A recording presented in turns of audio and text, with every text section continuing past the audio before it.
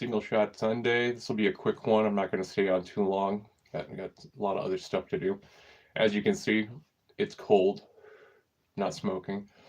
Um, Man, all the feedback from everybody that's been watching my videos lately, especially the South Dakota Medal of Honor recipients. Man, I appreciate it, guys. It's so cool hearing all these stories. Some of you guys sharing about your own family members that were veterans and stuff during World War II.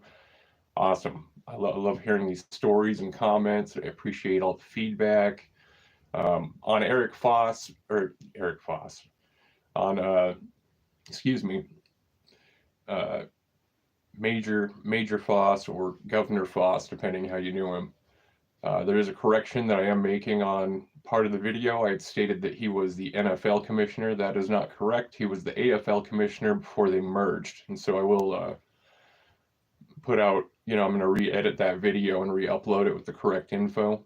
Again, apologize about the error on that one, guys. But anyways, also pinned a comment on the original video stating, what the correction is and everything along that line. Appreciate the people who gave me the correct info and pointed that out. So we don't want to be giving any false info on here. Let's see, project-wise, well, I'm going to be dropping videos on Chesty Puller, man. Like, God, if you don't know who he is, definitely watch these videos. You'll love it. Chesty Puller is the Marine. I mean, Marines say goodnight to Chesty every night, for crying out loud. But, the guy had a 37-year career and 5 Navy crosses. 5. I mean, that's insane. He got one while he's in Haiti during the occupation, one in Nicaragua. And then, of course, World War II, Guadalcanal, which, boy, just one of the nastiest fights the Marines went through in the Pacific Theater. I'm sure, if you guys have been watching the videos, almost every veteran that I've covered that's fought in World War II so far has fought in the Guadalcanal, just because I've been covering the Pacific Theater mostly. And, that's where the Marines had the biggest impact during World War II, obviously. I mean, the Marines took the Pacific. They owned it. So, yeah, Guadalcanal, it'd be the 7th Marine Regiment. Most of these guys have been coming from. It's, and that's close and dear to me on account of, like for my future, in the future, years and years later, my unit, was in the 7th Regiment, and reading the history about what these guys before me accomplished and everything along that line, it's just amazing to me. It's inspiring. But from the Guadalcanal, you've got a couple more with Chesty, Frozen Chosen, out in Korea, one of the nastiest fights the United States was involved in during that time. But we'll get those videos cranked out for you. I'm really considering. I've been keep looking at the M45A1. It's like I've already got a couple 1911s and 45s and stuff like that, but it's just like, because this was the issued one for the Marines and stuff like that.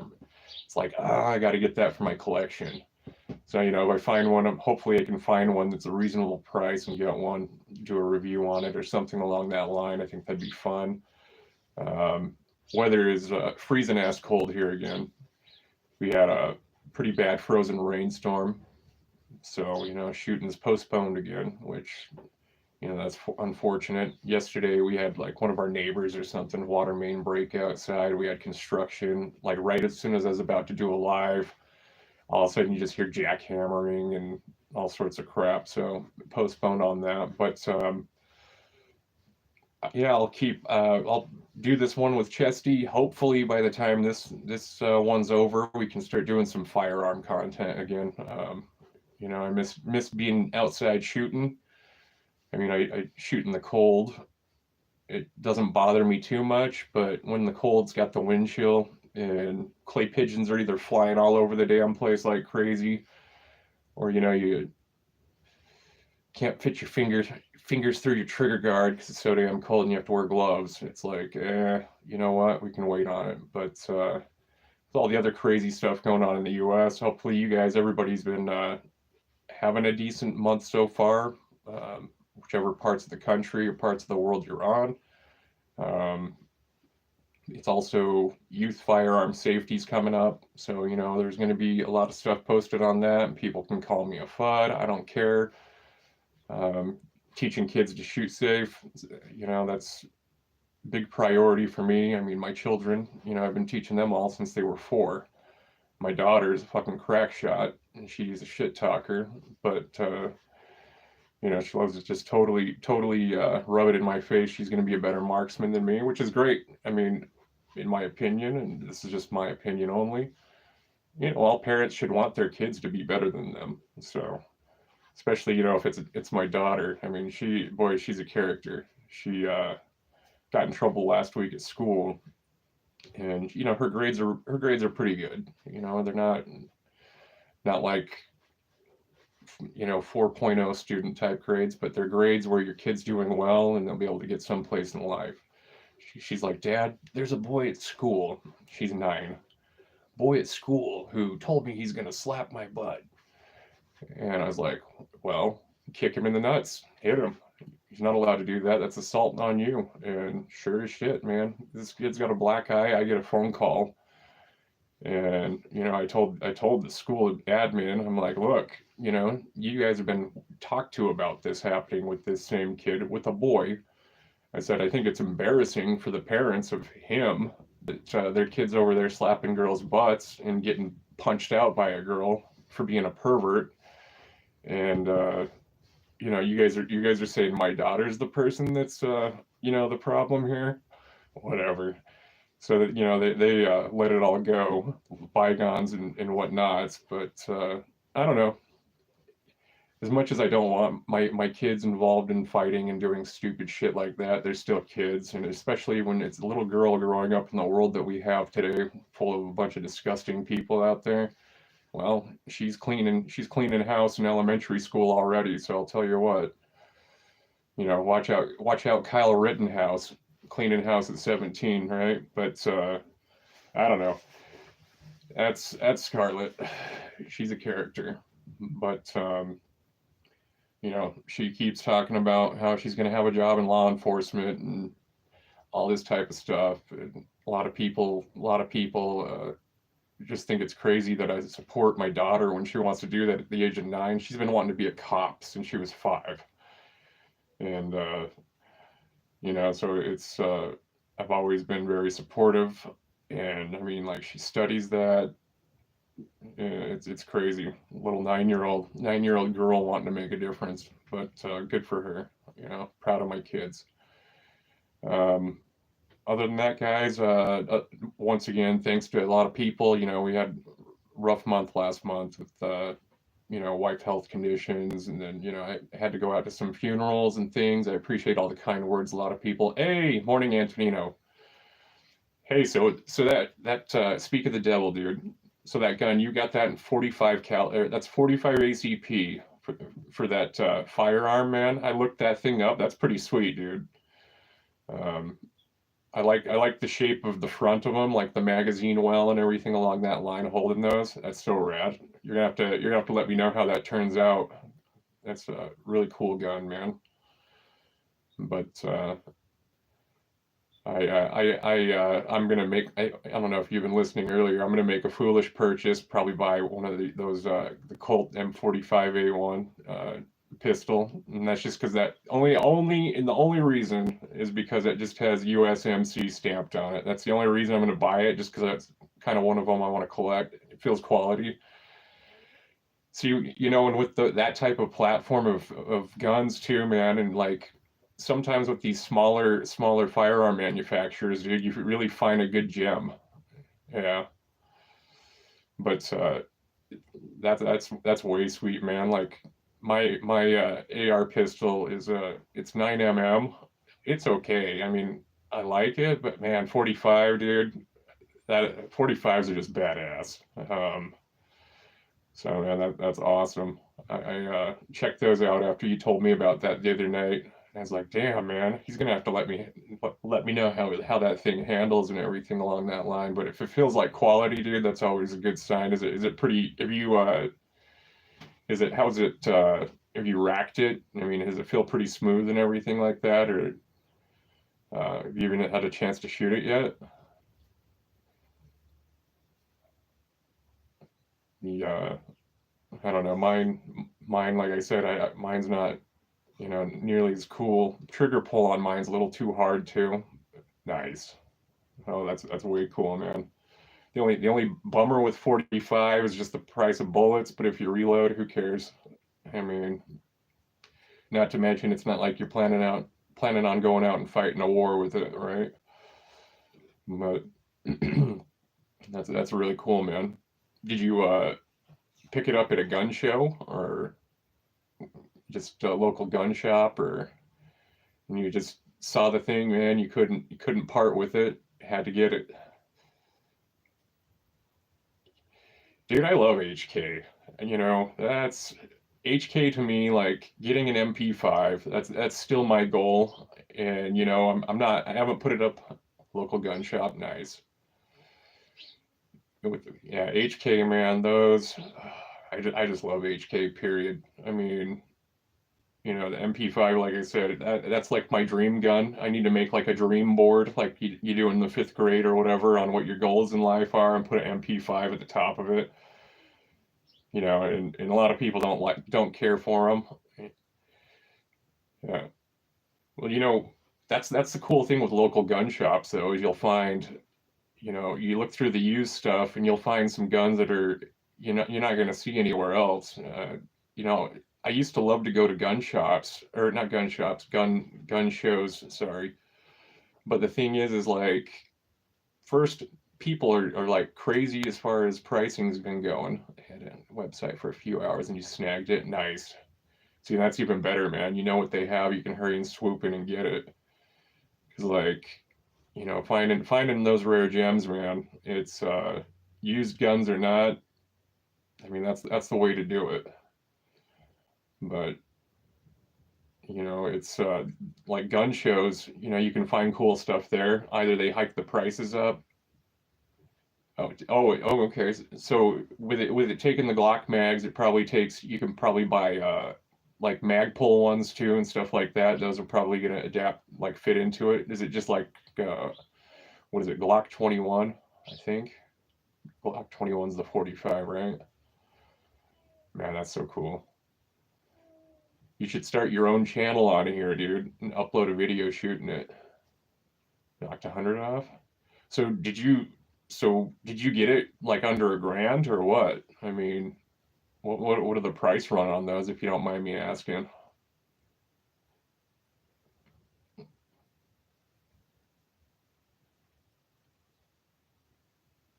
Glock 21, found all aftermarket. There you go. Yeah, because Glock 21 mags are like $45 a piece, aren't they? I mean, they've really, all the manufacturer ones have gone up. It's crazy. But that's way cool, dude. Find one that like those stick mags that hold like 20 rounds, 30 rounds, dude. That's awesome. Way cool. I don't know. I think the thing I like most about like those, with your AR pistols or your carbine pistol type things or whatever, that platform, I like the weight, man, when they're loaded. Shooting those off. I don't know what it is with the weight on it. Once those bad boys are loaded up, feels good when you're shooting. Then you're empty. 1004. Throw me a 5. Oh, okay. Got it for 100. Dude, that's awesome. Romeo, how do you like that optic on it? See, my optics, man, I don't use optics. I need to switch over to red dot. I want to try it. Well, 10 rounds, dude. But here's the thing, if you're only going to have 10 rounds, dude, you got a 45. You hit somebody with that, they're going to drop. I mean, yeah, that's cool. Yeah, I don't, I have some SIG optics and that's about it. And it's just, I don't know. I gotta look into optics more. Everybody on here makes fun of me because I use a lot of iron sights and stuff like that. But optics with my eyesight's getting shitty. and I'm getting older and lazier. You know, I'm thinking, man, I need to get some decent optics and invest in, but I'll have to look into that. There's sent it to sent it. I sent it to an instant. Okay, cool. Yeah, I'll check it out when I get off this, dude. That's way cool, man. I'm so stoked. Like, it's funny because like whenever anybody talks about like new guns and stuff like that, I get jealous. I'm like, fuck, man, that thing's so badass. And then like with my luck, if I try to go out and get it or whatever, or just to shoot one out or try it out, you can only use red dot. Oh, okay. Yeah. Well, the thing with the red dots though is like, I know a lot of, everybody's putting them on their sidearms now. I'm not big on that, but I mean, I guess it's good for purpose if you practice and train with it like everything else. And I always, my paranoia factor is if the red dot batteries die, and then I just keep thinking, all right, dude, you're thinking about being in combat though, Casey. It's not out shooting at the range or self-defense or, concealed carry. And I don't know, my mindset just goes to a different spot on it. And it's like, man, I'm not going to be wanting to fuck around with batteries all in the middle of an engagement. And then it's like, dude, you're not in any engagements. You're everyday concealed carry, whatever. And so like, it's just funny, weird mindset. But with the red dots, a lot of the guys, it trains their eye, and of course you've got your backup sights too, but like, I guess your eye gets so adjusted to where that red dot is out of reflex and, just training and subconsciously you line up automatically with the front. So I've been reading a lot about that, that might be something. Yeah, me too, dude. Every day. The only times I don't carry is if I have to pick my kids up from school, walk up to the school, of course, because you don't want that. That's all bad news or whatever. But like, I feel freaking off, man, when I don't carry. Like when I was in the airport and stuff like that a couple weeks ago, walking around and like my pants just felt weird and I couldn't figure out why. And it's because you're not carrying today. But funny thing about that, even if you wash your clothes, this is how sensitive the airport machines are.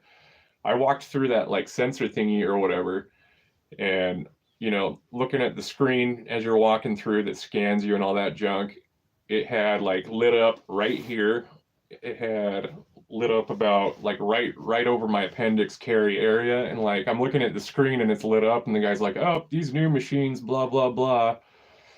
Here, we'll just have to come over here. I have to pat you down, all this stuff or whatever." And he's like, "You want to go? Well, you can go in the other room over here if you want to, or you can just do it out here. It depends on whatever you think." I'm like, "We can just do it right here, man. I'm not letting you take me in another room and accuse me of shit."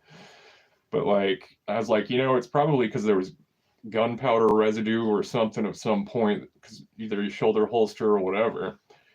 But the guy laughed about it. He's out here in South Dakota. They all rednecks and everybody shoots, but fairly accurate about 15 without the dot. Yeah, see, and that's the thing that sucks about the East Coast, man, is the gun laws are so ridiculous. I mean, I understand they don't want weapons trafficking, but my whole my thought about it is this: people that purchase firearms legally, the majority of them are not purchasing them to go commit crimes or straw sell or weapons traffic or whatever. And like, I mean, New York City, as much as I like to joke with people on this, it's also kind of makes sense in a whole ordeal on its own with that whole Luigi kid, right? Popping that CEO or whatever. So you've got a kid who, he goes out and shoots somebody. Well, like if you were a bystander and if you saw that, I mean, you legally had a firearm that you were carrying. You could have, serviced that dude before you could get away. Now, a lot of people think that Luigi kid's a hero or whatever, but I'm not going to comment on that stuff. But yeah, it's nuts, man. All those states: Rhode Island, Connecticut, Pennsylvania, New York, New Jersey. It's Massachusetts is pretty strict, aren't they? I mean, from my understanding is, the majority of the East Coast, and then you start to head down south a little bit, and you hit Virginia, and they kind of relax the gun laws a little bit more. MA is bad, yeah, gotcha. Figured as much, but you know that's they say the high crime and whatnot supposedly. I quite frankly though I can't get enough of the oh they banned assault weapons and they keep calling them assault weapons, man, and it's like any weapon can be an assault weapon. It like definition wise, you know, you could have a crossbow and that could be an assault weapon because you're assaulting people. I mean, it's just verbiage, you know, verbiage and words. It's just like the whole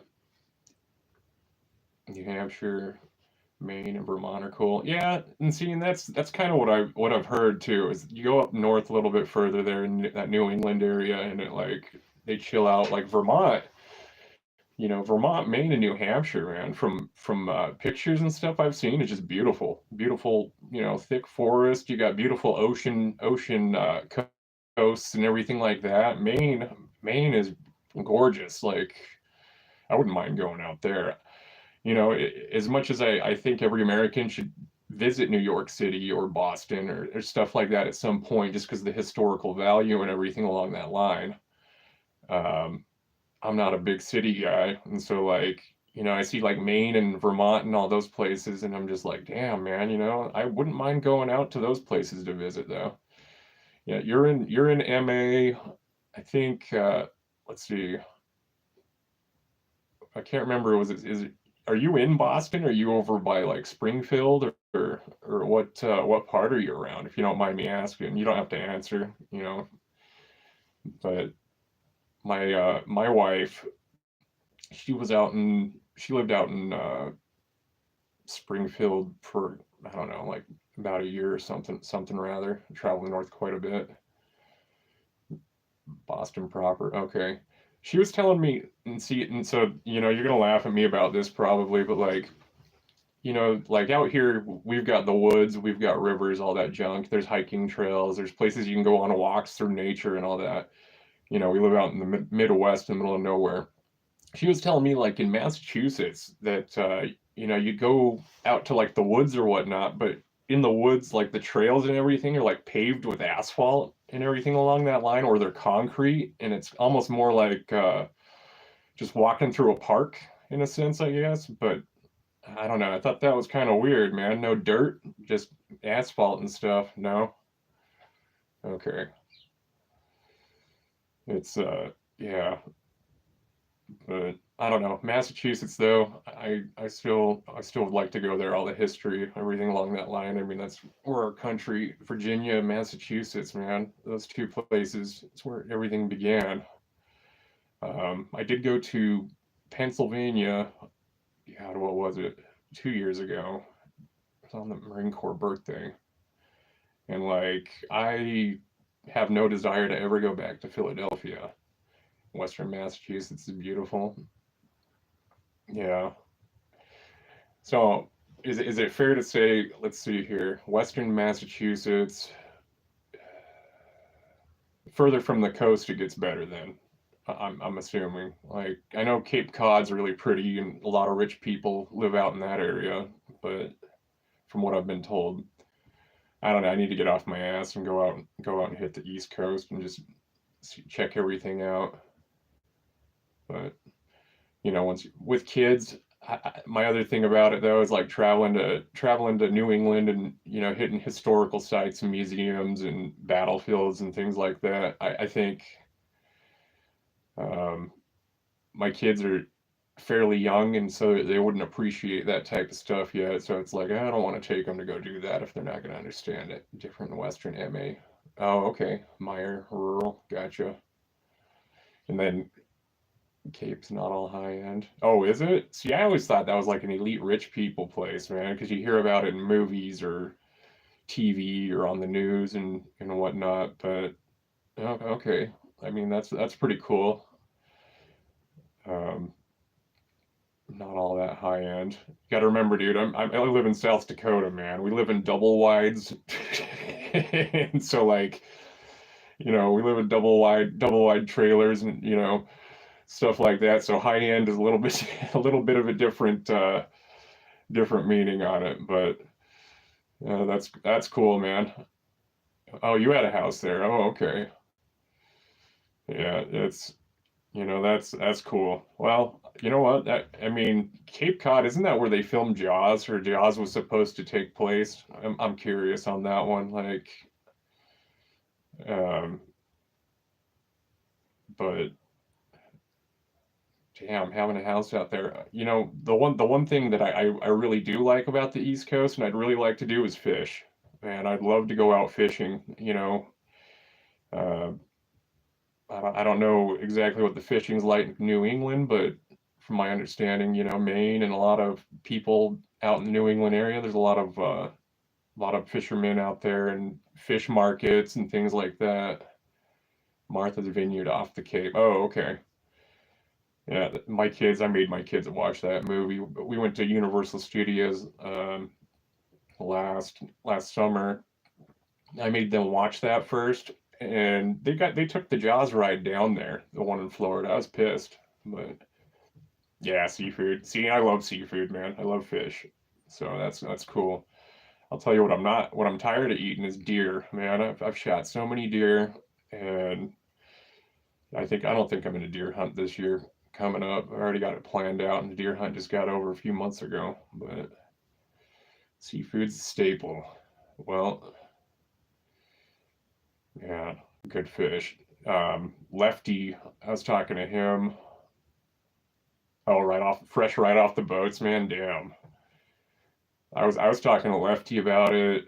I don't know. It was probably about a year ago on his channel. We were talking about uh, seafood and stuff like that. I think he's in Connecticut, and that's fairly close.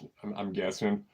But he was telling me, oh yeah, man, you get like some good tuna steaks and stuff like that. It's killer out there. And so, you know, that sounds good. I want to like get a real good tuna steak that's fresh because, quite frankly, you dude, everything out here when they say fresh seafood, they mean probably 6 or 7 days old. I'm guessing, but I don't know.